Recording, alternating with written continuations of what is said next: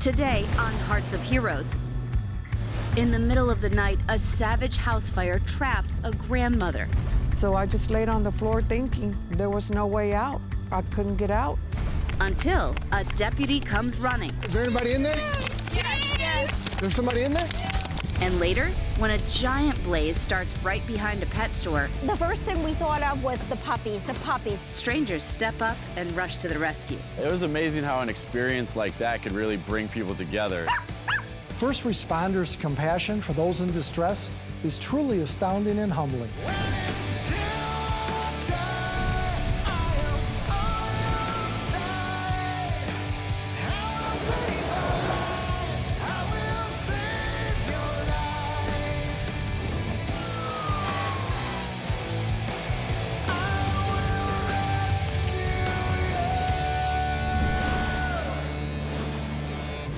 The sound of a smoke alarm is not something any of us really want to ever hear, especially when we're asleep. But the screeching voice of that little sensor of safety is the warning sign that saves countless lives every year.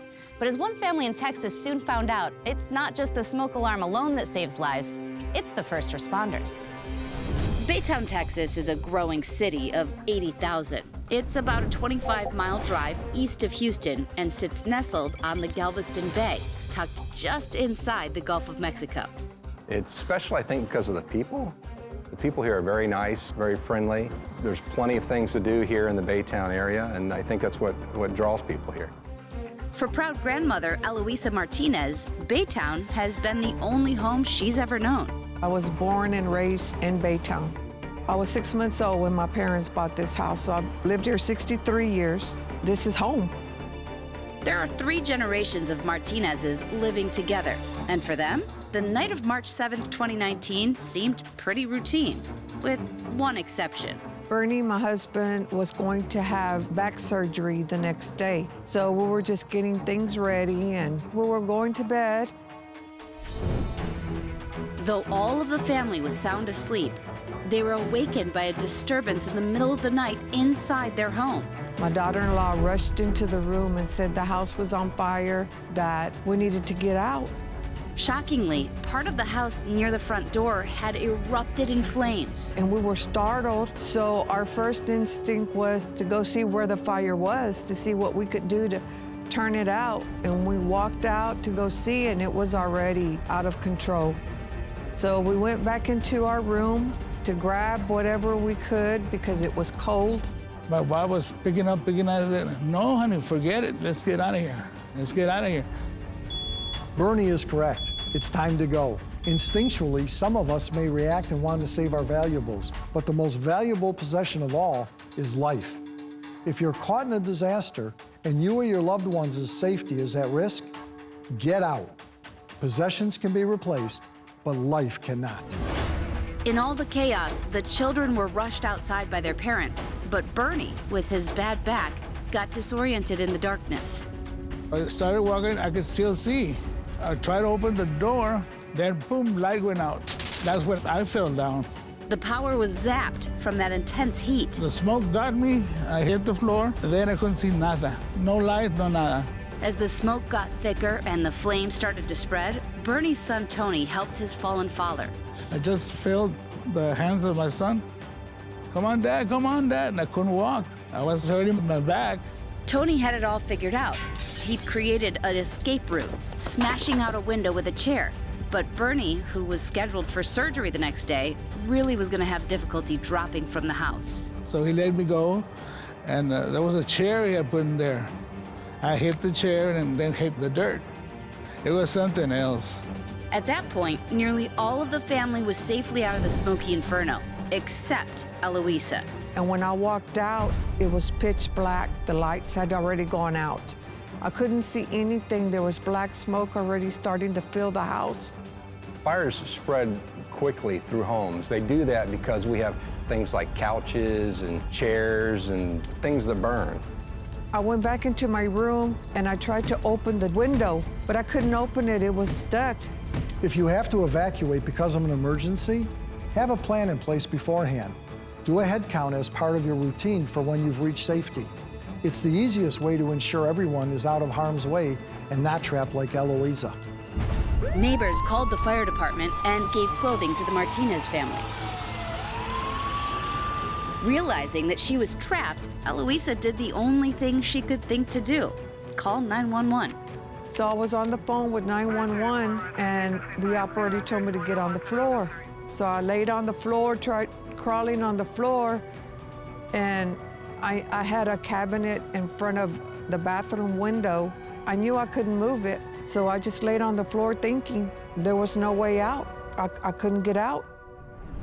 Coming up, Eloisa Martinez needs a miracle, and one came running in. Is there anybody in there? Yes. There's somebody in there? And later, an entire pet store of puppies finds itself in peril. You know, getting a little anxiety and terrified that, like, what if we don't get these dogs out? But first, a safety tip. It may seem like common knowledge, but something as simple as installing smoke alarms on every level of your home could be the smartest choice you ever make. Having working smoke alarms inside bedrooms and outside sleeping areas will immediately warn you and your loved ones if a fire is occurring. And if a fire does occur in your home, get out, stay out, and call 911 for help. Never go back inside for anything or anyone.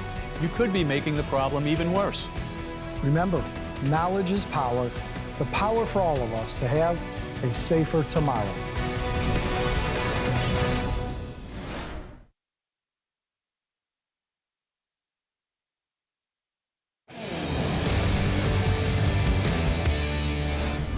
In Baytown, Texas, on March 7th, 2019, a house fire broke out in the early morning hours. 5 members of the family had escaped safely, but a 63-year-old grandmother, Eloisa Martinez, had not. Where's your mama? Where's your mama? She was trapped in a bathroom, her only window out blocked by a giant cabinet. And then I'm thinking of what my mom told me, not to be putting things blocking the windows, the doors, and what she said was very, very true. It happened. Fire codes are there for a reason. Check your home today and make sure all points of exit, doors and windows, are not obstructed, like Eloisa found here. It can help you avoid tragedy and make your house a safer place. On that same night, Deputy Roberto Martinez of the Harris County Sheriff's Department was on patrol nearby when he got the call to duty. I saw the fire come up on the screen, and I picked it up. The deputy was nearby. He heard the call, and within a few minutes, he was there. And those few minutes made the difference. But is there anybody in there? Yes. There's somebody in there? Because the road leading to the house was narrow, Deputy Martinez parked about 100 yards away. That would leave room for fire trucks, who were soon to arrive. As he sprinted to the scene, body cam on, his 3-year stint as a volunteer firefighter would come in handy. Are you in there? You know, looking at the roof, you know, is it collapsing already? It's the front porch going down. You know, it's the bottom of the house flaming instead of the top. Where are you? The training helped me out just to keep me on my toes during that incident. Is there a back door? The Martinez family answered the deputy's questions and guided him to Eloisa's location. As I was gonna go in, I find out there's a cabinet right in front of it, in front of the window, blocking the entire window.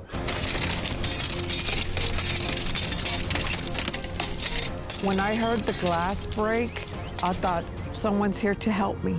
Hit cabinet on the other side, and you already can tell it's full, probably full of stuff and heavy. So I push it, it doesn't go all the way down.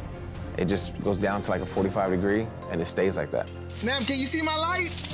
He kept telling me, come to the light, come to the light. So I did. Come to me, ma'am. Come to me. I reached in, grabbed her, and just pulled her out. Just put her on my shoulder and dragged her straight out. As soon as she got on my shoulder, I felt her just like relax. Her body just dropped. So I knew that she wasn't gonna walk anywhere. So I took her down to the front of the house and tried to lay her down on the roadway. Calming a shocked Eloisa as he carried her to safety. Deputy Martinez used his training, bravery, and good timing to overcome the odds and save a life that night. Moments later, the Baytown Fire Department arrived. When they get there, they took over. They did everything. They put that fire out quick.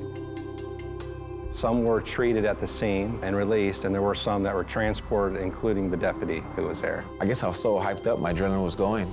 You know, I wasn't worried about any smoke, but as soon as I knew my body could relax, it just all came out too. Just started coughing. The deputy and Eloisa were successfully treated for smoke inhalation at a Houston hospital. And a short while later, they had a very happy reunion. You saved my life. I was just there at the right time. You don't know how thankful and grateful I am for that. I thank him again, and I call him a hero. It's a hero, a Superman. Oh, definitely not like a hero status. I think it's just maybe like a little guardian angel who's just there at the right time, doing the right thing. With the grace of God and Deputy Martinez, they saved me.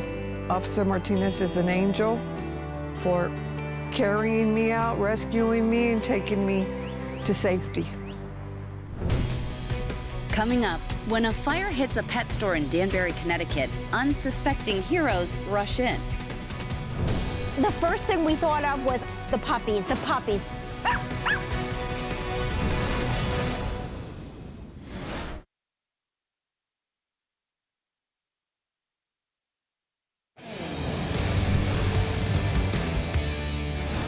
The reaction to help isn't necessarily something that can be taught. To many, it's just instinct. They see something bad happening, and instead of running away, they run into the danger. That's the nature of our first responders. So when a fire broke out in a warehouse right next to a pet store in Connecticut, many people didn't think twice about what to do. They just reacted, saving the lives of dozens of animals.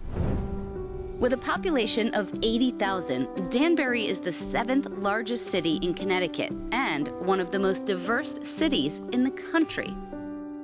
One of its beloved businesses is Puppy Love, a local landmark for 25 years owned by Nancy Silverman and her husband, Sean. Over the years, we've had people come back for second, third, and fourth dogs, believe it or not. One evening, Nancy and her employees closed up shop like normal, and then they went home. Across the street, good friends Jonathan Villa and Eric Walsh were celebrating their new business venture at a popular restaurant. So we went out to have a nice dinner. We had our laptops with us. We were getting some work done. And then one of the waitresses came over and said, the building next door is on fire. So we went outside and you just saw flames like 30 feet in the air. A warehouse fire was spewing flames, billowing massive plumes of smoke directly behind the pet store. Dispatch received a phone call from people on scene stating that there was a fire on the roof. We went out to the rig, got dressed, started heading out the door. We got a call that there were huge flames behind our store. The first thing we thought of was the puppies, the puppies. Thinking the exact same thing, Eric and Jonathan leapt into action. We started thinking, wow, that's a bunch of puppies, it's late, you know what I mean? Like, somebody's got to do something. Motivated to help, they rushed over to a group of people that were literally trying to break into the store. Turtle Defense ran over there. People had grabbed like a statue and were trying to use the statue to ram the glass open. And it just got to the point where I was just getting a little anxiety and terrified that, like, what if we don't get these dogs out? The compassion these people showed for the animals in distress is truly astounding. It's not a thought, it's a reaction. To want to help those in need, that's the calling of a true hero. En route to the call, Lieutenant Miguel was struck by the scope of that blaze. Got about a quarter mile down the road, and I could see a large glow in the sky, and with very turbulent smoke. So it indicated there was a very big fire going on. So I actually called for a second alarm at that point, and once I had eyes on it, I knew it was gonna require a lot of manpower to put out. With the fire growing, the determined volunteers finally forced their way into the pet store. Jump in, there's just cages everywhere. 40, 50 cages spread here, spread there, spread some towards the back. So then we start from the back, moving all the cages towards the front. Moments later, the Danbury Fire Department arrived. As soon as I stepped off the engine, people were running up to me, screaming, you know, what about the puppies? We gotta get the puppies. I said to the guy, yeah, you can start getting the puppies, because I knew we needed to make our attack around back and try and get water on this.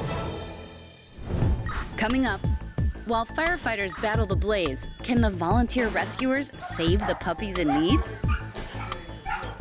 But first, another safety tip to help you and your loved ones. As civilians, our instincts to help may override our own personal safety in a disaster situation. However, it's important to realize that running in may not be the safest approach. Members of the public are imperative to a safer future, but be careful not to become part of the emergency and thus become another potential rescue for first responders. So heed the advice and instruction from our heroic first responders.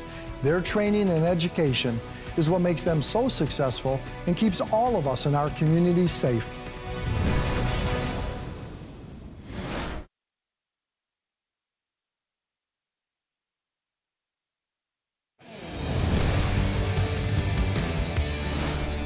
On the night of January 3rd, 2019, a large fire broke out in a small warehouse in Danbury, Connecticut. The flames were merely a matter of yards from a beloved pet store. It was terrifying because we knew we had 86 puppies in the store at the time. So when we heard the word fire, we didn't know until we got here that the flames were very, very large. It was housing almost 90 puppies. I mean, that's a lot of lives to actually get out of there.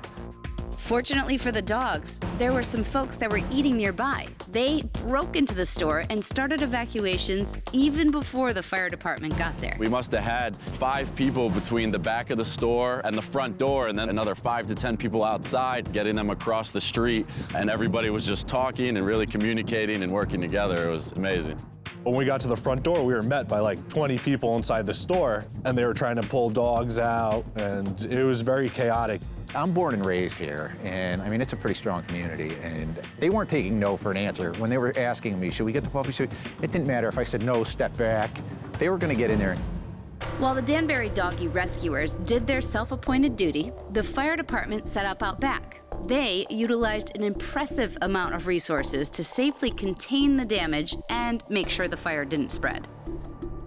We had about 30 firefighters. There were probably 5 or 6 engines. It took quite a few people. So we went into the store, and the civilians were doing a good job of moving the puppies out. They weren't in any relative danger at that point, so we let them continue doing that. Many of us want to volunteer our services during an emergency, but it's critical to remember that our first responders are trained professionals, and they are always in charge of the scene. In this case, they allowed the citizens to help rescue the puppies, but always follow their direction.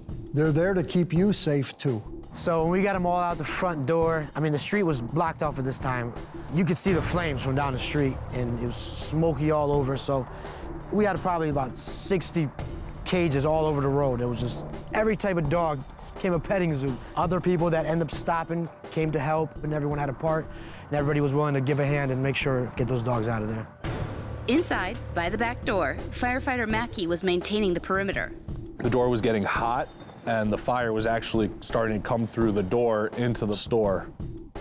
If the door melted or burnt away and let smoke and fire into the store, it would be bad for the puppies and the civilians in there, because it would have caught fire rather quickly. But he locked it down with the help from a colleague. Firefighter Croswell came over, and he had a hook on him, and we were able to loop it around the door and use that to hold it shut.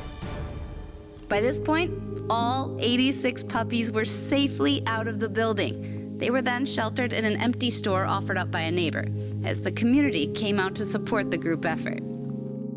It was amazing how an experience like that could really bring people together. And you could feel it was so heartfelt in that moment. And it's just kind of seeing everybody else take action really made you want to take action and do more. It's important that in this day and age, we all look out for one another, because there are so many instances when that's not the case. Yeah, we're just doing our jobs. I think the real heroes that day were the civilians. They were just enjoying a night out with their friends and family. That's not their job. And they really went above and beyond to try to help in a pretty desperate situation. It shows the caring and the humanity that they have. Awesome job saving all these puppies. The owner was just really, really thankful for everything that happened. So it was real touching, you know, and I was just glad to be able to be there and be a part of it and help. Between the firemen and the community, it was amazing what type of strength they had and what type of support we have. It was wonderful. It's nice to see in this day and age that people still do the right thing.